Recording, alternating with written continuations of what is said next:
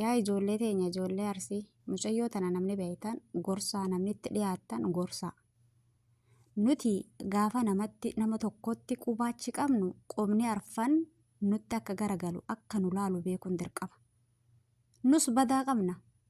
Gaafan ijoolleen tuni ashiisha gurgurtii akkasii jedhamee arabiffaanis amaariffaanis maal illeen dabarfamu kana teenna homaa irraa hafte ijoolleen.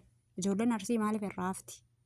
Ijoollee kana qofaa miti kan dhiiga miskiinaa gannaqe. Ijoolleen Arsillee jiran kan dhiiga miskiinaa gannaqxe. Ijoolleen Harargallee jirti kan dhiiga miskiinaa gannaqxe. Jarri maaliif hin hafti keessa? Suuraa kana keessa jarri maa hafti?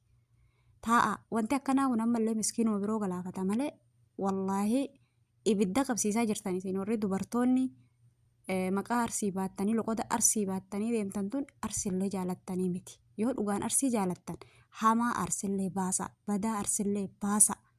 Akkuma badaa ganda biroo baaftan kan akkuma badaa ijoollee walloo tana baddu jettanii beektan tana teessanis badduu ta'uu beeka. Yoo qixa kanaan hin dalagin kun shira guddaadha. Waan hin taane kun kanaa keessattuu immoo biyya biroo teettanii Suudiin hin dubbatinaa jiran. Nutuu ni geenna warri Suudii keessa jiru. Ibiddi dhalaan qabsiiste durumaayyuu hin toltu. Wanti dubartiin keessa buute hin toltu. Qixxee dalaguu heddanii ijoolleen tun ashiisha qabdee teennallee ashiisha qabdi jedhaa baasa.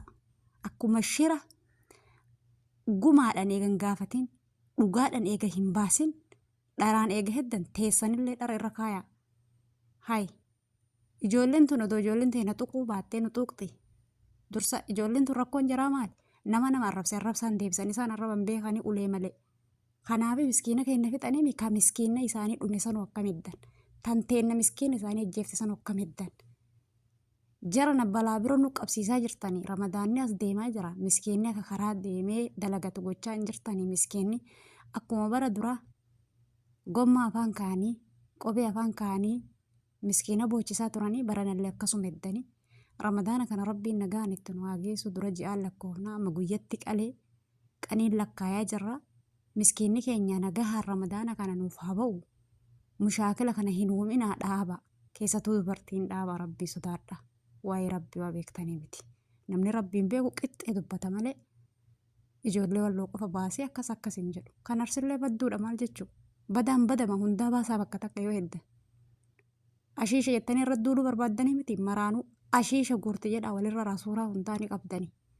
Dhiisaa kana walirra deemuu jiran.